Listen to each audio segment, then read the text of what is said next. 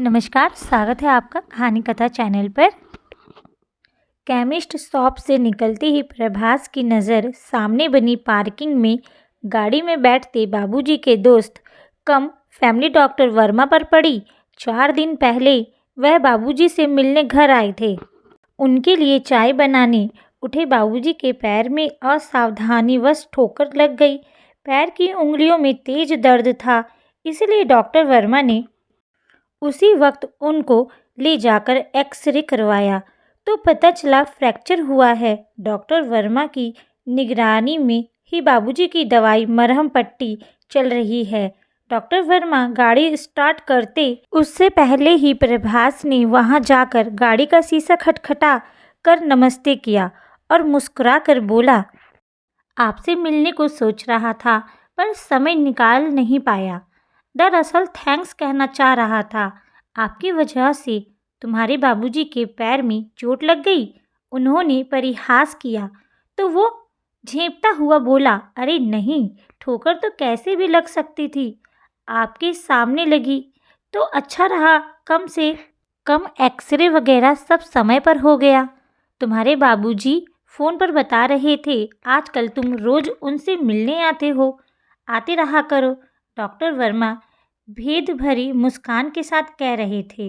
बूढ़े शेर को देखा है कभी, शांत हो जाता है ना, कुछ दयनीय भी।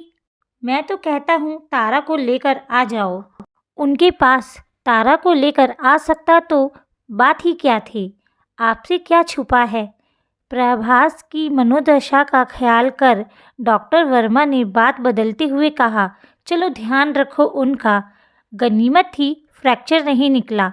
जिस तरह से उस दिन ठोकर लगी थी, मुझे लगा था पैर की उंगली में हेयरलाइन फ्रैक्चर तो ज़रूर होगा, पर वह भी नहीं निकला। पर फ्रैक्चर तो वह कुछ कहता उससे पहले ही पार्किंग वाले की गाड़ी बाहर निकालने के इशारे पर उन्होंने हाथ खिड़की से बाहर निकालकर प्रभास की ओर बढ़ाते हुए कहा, घर आओ, किसी दिन बैठते हैं।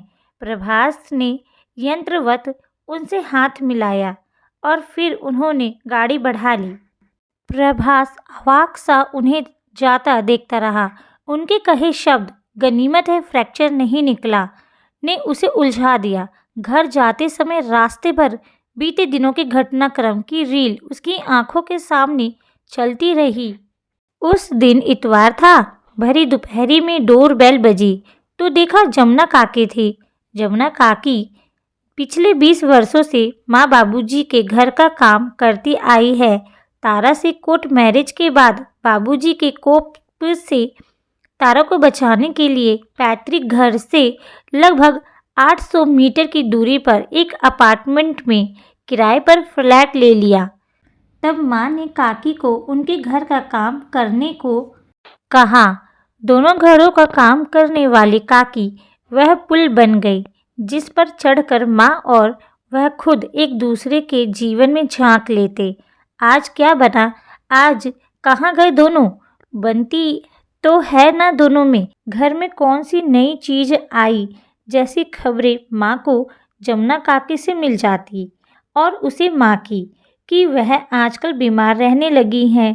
उनका पुराना तपेदिक उभर आया है। बाबूजी ने माँ से कहा, मैं उस लड़की का मुंह नहीं देखूंगा, पर तुझे उससे मिलने में खुशी मिलती है तो मिल। कह दे उनसे कि तुझसे मिलने आ सकते हैं। काकी घर की हर बात बताती। दोनों घर को अदृश्य डोर से बांधे रखने वाली काकी को असमय आया देख मन आशंका से कांप उठा। बिना कुछ पूछे वह व्यग्रता से बोली, अभी फ़ोन आया था बाबूजी का, पैर में ठोकर लगी है। वो डॉक्टर वर्मा है ना, मिलने आए थे। उनके लिए वह चाय बनाने उठे और पैर में कुर्सी लग गई। एक्सरे करवाए हैं, फ्रैक्चर हुआ है। यह सुनकर वह और तारा बेतरह घबरा उठे थे। बाबूजी को देखने उसके साथ तारा भी चलने को हुई तो काकी ने टोका, तुम काहे को जा रही हो बिटिया, जानती तो हो तुम्हें देखकर उनका दिमाग खराब हो जाता है। उल्टा सुल्टा कुछ कह दिया तो ऐसी हालत में ना उनके लिए ना तुम्हारे लिए सही होगा। तारा के पैर इस चेतावनी पर ठिठक गए। भावावेश में वह बेचारी भूल गई कि 1.5 साल पहले बाबूजी ने घर की डेहरी ना लांघने की उसे कसम दी थी। हालांकि माँ की बीमारी के दौरान उन्हें लगने लगा था कि वह दिन दूर नहीं जब बाबूजी उन्हें गले से लगा लेंगे, पर वह दिन आता उससे पहले माँ चली गई।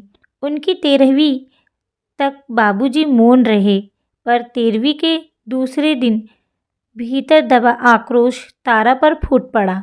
उसकी पड़ोसी थाली झटके से सरकाकर खड़े हो गए और बोले, अब तो खुश है ना? पहले बेटे को दूर किया, अब सास को खा गई। बाबूजी, वह तड़प उठा तो वह जलती आंखों से उसे देखकर बोले, मेरा मरा मुंह देखोगे जो कभी इसे यहाँ लाया? तो सहमी हुई तारा की तरफ नफरत भरी दृष्टि से देख बोले, जा चली जा, कसम है तुझे मेरी जो फिर कभी इस घर की डेहरी लांघी। कहते कहते वह अचानक गिर पड़े। बाबूजी को अस्पताल ले जाने की नौबत आई। उस दौरान उसे महसूस हुआ माँ उसके आसपास है और कह रही है, उम्मीद थी तेरे बाबूजी बदल जाएंगे, पर ऐसा ना हो पाया। अपनी कसम दी है तो ले जा तारा को यहाँ से, अपने पति का मैं मंगल चाहती हूँ। तब उसने निराशा से तारा से कहा, माँ को खो दिया, इन्हें नहीं खो सकते। तुम घर जाओ, मैं इनकी खबर भेजता रहूँगा। बाबूजी से मिला अपमान का कड़वा घूंट पीकर तारा ने ससुराल की डेहरी जो पार की तो फिर वापस न लौटी। माँ की खुशी और बीमारी की वजह से जो रास्ता थोड़ा खुला था वह उनके जाने से पूरी तरह बंद हो गया। मोहल्ला टोला नाते रिश्तेदार स्वयं उसने भी कई बार उन्हें मनाने का प्रयास किया, पर वह जिद पर अड़े रहे। आखिरकार वो जहाँ खुश हैं रहने दो। जीवन के इसी मूल मंत्र के साथ बाबूजी को उनके हाल पर छोड़कर परिस्थितियों से समझौता किया गया। ये क्या कम था कि उसके आने पर बाबूजी ने कभी कोई बंदिश नहीं लगाई। उस दिन जब वह घर पहुंचा तो बाबूजी बैठक के दीवान पर बड़े से कुशन पर पैर रखे गद्दी के सहारे अधलेटे से मानो उसी का इंतजार कर रहे थे। बाबूजी, दुनिया को खबर है कि आपके पैर में चोट लगी है, पर हमें जमुना काकी से पता चल रहा है। उसके उल्हाने पर उन्होंने कोई प्रतिक्रिया नहीं दी। कुछ देर वह वहीं बैठा रहा, फिर बोला, चाय पियोगे? बना लाऊं? तू पिएगा तो पी लूँगा। बाबूजी बोले। उनके पैर को लेकर वह आधा चिंता में डूबा रहा कि कैसे 6 हफ्ते निकलेंगे। घर आकर रात भर बेचैनी रही। सुबह भोर ही में उनसे मिलने पहुंच गया। इतनी सुबह क्यों? सब ठीक तो है? बाबूजी ने विस्मय से पूछा तो वह कुछ उखड़ कर बोला, ठीक ही तो नहीं है आपका पैर? क्या मेरे पैर के पीछे अपनी नींद चैन सब उड़ा लेगा? जा चाय बना दे, आज तेरे साथ ही पी लेता हूँ। इसने सिक्त उल्हाने के साथ बाबूजी के चेहरे पर चमक आ गई थी। तब से पिछले 4 दिनों से यही रूटीन चल रही है। सुबह सुबह की चाय उनके साथ पीता है, ऑफिस से सीधे बाबूजी के पास जाता है, 1-2 घंटा रुक कर घर आता है।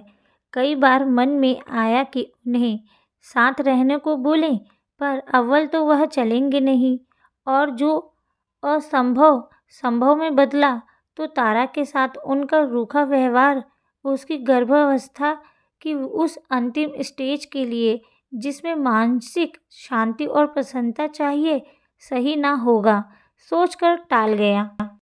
जिस फ्रैक्चर को लेकर वह इन दिनों दोनों घरों के बीच चक्करगिनी बना है, वह फ्रैक्चर तो है ही नहीं। वह हैरान था। मुझे झूठ से नफरत है प्रभास। जब तुम्हें निधि से शादी करनी ही नहीं थी तो क्यों इतने दिन अंधेरे में रखा? झूठ से नफरत करने वाले बाबूजी इतना बड़ा झूठ कैसे और क्यों बोल गए? बाबूजी उस पर दहाड़ रहे थे।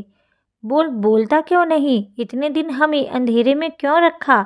खुद पर काबू रखना चाहिए। याद रखना चाहिए तुम्हारी शादी तय हो चुकी है। शादी तय कब हुई? कभी सोचा है? 6 साल का मैं और 5 साल की निधि। और प्लीज़ ये मत बताने लगना कि हम कभी गुड्डे गुड़िया खेलते मम्मी पापा बन जाया करते थे और आप लोग खूब हंसते थे। पर मैंने अपने परम मित्र को ज़बान दी है। अब आप ज़ुबान खुलवाने पर विवश ही कर रहे हैं तो सुन लीजिए, आपके परम मित्र की बेटी यानी निधि भी किसी को प्यार करती है। क्या कह रहा है? माँ आंखें फाड़े उसे देख रही थी। ये सच है माँ। करीब साल भर पहले निधि ने बताया, जब मैं तारा को लेकर गिल्ट में था। हे भगवान! माँ ने माथा पकड़ लिया और बाबूजी दीवान पर लगभग ढह गए। कुछ देर चुप्पी साध कर बोले, कौन है वो लड़की? कुल गोत्र क्या है? माँ बाप कौन है? कहाँ के हैं? वह घुटनों के बल बैठ गया था और अपना माथा दीवान से टिकाते हुए बोला, बाबूजी, कुल गोत्र देखकर प्यार नहीं हुआ। माँ बाप कौन है, कहाँ के हैं, पता नहीं। माने हैं भी या नहीं? उसकी उलझी उलझी बातों पर माँ की त्योरियां चढ़ गई। क्या बकवास कर रहे हो तुम? तारा अनाथ आश्रम में पली बड़ी है, उसने बताया। तो माँ विचलित हो बोली, हे प्रभु, तो अब ये दिन भी देखना पड़ेगा। किसका गंदा खून है, जायज नाजायज, जाति धर्म, कुछ नहीं पता। ना ना, ये नहीं चलेगा। माँ एकदम से बाबूजी बन गई और बाबूजी पत्थर। माँ बाबूजी का रवैया देखकर उसे कोर्ट मैरिज ही एकमात्र विकल्प नजर आया। माँ ने इकलौते बेटे की पसंद को आखिरकार स्वीकार लिया। पर बाबूजी? अतीत के वन में भटकता वह कब घर आया और कब डोरबेल पर उंगली रख दी, जान ही ना पाया। सामने खड़े तारा को देखकर मानो होश आया। अंदर आकर सोफे पर निढाल बैठते हुए बोला, आज डॉक्टर वर्मा मिले थे। कह रहे थे बाबूजी के पैर की उंगलियों में फ्रैक्चर है ही नहीं। समझ में नहीं आया कि बाबूजी ने फ्रैक्चर वाली बात क्यों बोली। गलती मेरी भी है जो एक्सरे रिपोर्ट को लेकर डॉक्टर वर्मा से बात नहीं की। पूछूंगा उनसे क्यों झूठ बोला। तारा बिना कोई प्रतिक्रिया दिए रसोई में चली गई। चाय लेकर आई तो उसे शून्य में निहारते देख बोली, मत पूछना उनसे कि उन्होंने झूठ क्यों बोला। छोटा बच्चा जब चोट खाता है तब सिर्फ दर्द के मारे नहीं रोता, बल्कि ध्यान खींचने के लिए भी रोता है। इन दिनों तुम्हारा वहाँ जाना, उनके साथ समय बिताना, तुमसे अपनी थोड़ी सी मिजाज पुरसी करवाना, उनकी वही बाल आकांक्षाएं हैं। बुढ़ापा बचपन का पुनरागमन है। तुमने नहीं सुना? प्रभास ने प्रतिक्रिया नहीं दी तो वह उसके हाथों को थामकर बोली, तुमने बाबूजी से कब पूछा था कि वह अकेले कब तक रहेंगे? याद नहीं? ये सही है क्या? छोड़ो ये सब। वैसे भी कल से उनके पास जाना नहीं होगा। प्रश्नवाचक नज़रों से ताकती तारा से वह बोला, बताया तो था 4 दिन की वर्कशॉप है, दिल्ली जाना होगा। तारा का चेहरा उसके जाने की बात सुनकर बुझ गया तो वह बोला, 4 दिन की बात है और तुम्हारी डिलीवरी डेट 3 हफ्ते बाद की है। फिर जमुना काकी तो है ही। प्रभास ने बहुतेरा ढाढ़स बंधाया, पर अकेले रहना उसे अंदर से आशंकित कर रहा था। आजकल वह अलग सा अनुभव कर रही है। एक परिवर्तन उसके भीतर तैयार हो रहा था जिसके लिए वह अभी तैयार नहीं थी। प्रभास का जाना जरूरी था। उसे कुछ कहकर वह परेशान नहीं करना चाहती थी। प्रभास के दिल्ली जाने के बाद जहां तारा आशंकित थी, वहीं बाबूजी भी परेशान थे। इन दिनों रोज आने वाला प्रभास 4 दिन से नहीं आया। जमुना काकी कोई ना कोई बात उस घर की छेड़ ही देती थी, पर आजकल वह भी चुप रहती है। आज तो हद ही हो गई। दोपहर के 12 बज गए और जमुना काकी अभी तक घर नहीं आई। बाबूजी ने फ़ोन किया तो वह भी नहीं उठाई। उन्होंने चाय बनाकर पी ली, फल दूध से पेट भर लिया। तब 11 बजे के आसपास वह आई। बाबूजी ने नज़रें तरीर कर उन्हें देखा पर बोले नहीं। उम्मीद थी वह देर से आने की, कुछ सफाई देगी, पर हुआ उल्टा। बाबूजी को देखकर वह माथ पर हाथ रखकर बोली, क्या किस्मत पाई है बिटिया ने, माँ बाप का सुख नहीं भोगा, पड़ी लावारिस सी अस्पताल में। खैर बता दूं कि दादा बन गए हो, होती हुई है। बाबूजी पहले तो सन्न से जमुना काकी को ताकते रहे, फिर कब किसी तरह उनके मुंह से निकला तो वे बोली, सुबह गई तो दर्द से बेहाल थी, पड़ोसी ले गए, उसी में देर हो गई। कपड़ा लत्ता जो समझ में आया लेकर अस्पताल गई, तब तक बच्ची हो गई थी। वाह, बहुत खूब बच्ची हुई और प्रभास ने बताना मुनासिब नहीं समझा। वो हो तब तो बताए, मतलब कहाँ है प्रभास? क्या जाने, कुछ काम से बाहर गांव गए हैं, उन्हें इतला कर दिया है, पहुंचने वाले थे, शायद आ भी गए हों। हे भगवान, हद है लापरवाही की। ऐसी दशा में कौन पत्नी को छोड़ता है? और जो जाना इतना ज़रूरी था तो किसी को जिम्मेदारी सौंप देता। तारा की जिम्मेदारी किसे सौंप देता बाबूजी? सहसा प्रभास की आवाज़ कानों में पड़ी तो वह चौंक कर पलटे। कुछ कहते उससे पहले ही वह बोला, आपने तो तारा को घर की डेहरी ना लांघने की कसम दे दी, वो भी अपनी। आप पिता हैं तो आपका मंगल तो सोचना ही है, वरना माँ को क्या मुंह दिखाऊंगा? तेरी माँ को मैं क्या मुंह दिखाऊंगा प्रभास? बाबूजी भीगे स्वर में बोल रहे थे। घर में लक्ष्मी आई और स्वागत में कोई खड़ा नहीं था। ये पाप तूने मेरे सर पर क्यों डाला है? बता जाता तो कम से कम क्या होता? आप इस कान से सुन लेते, पर इस घर में आने की इजाज़त तो ना देते।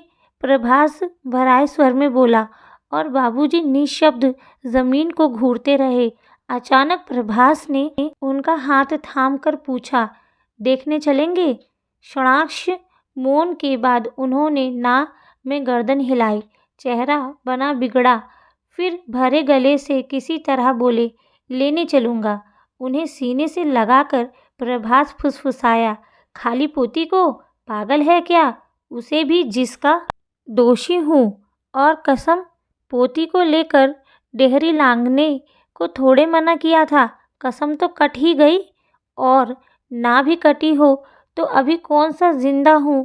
बाबूजी विचलित हो उसने अपना हाथ उनके मुंह पर रख दिया और आनंद के अतिरिक्त में उनके पैर छूने झुका तो नज़र पट्टी बंधी उंगलियों पर गई। वह मुस्कुराया और मन ही मन बोला, इस फ्रैक्चर ने तो बहुत कुछ जोड़ दिया।